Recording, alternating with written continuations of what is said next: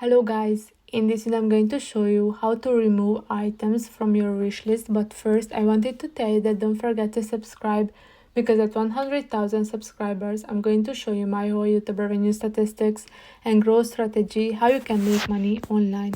So let's jump into it. First, open the app. Now you have to click on the U option, which is your profile, on the bottom of the screen, third icon, and now you should see the wish list option.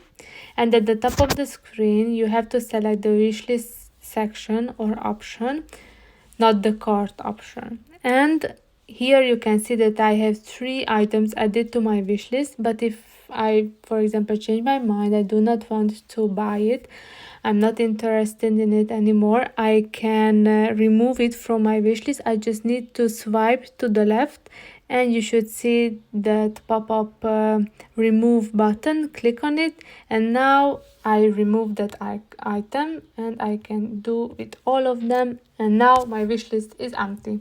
So that's it for this video. I hope that it was helpful for you. If it was, please consider subscribing and see you in the next one. Bye bye.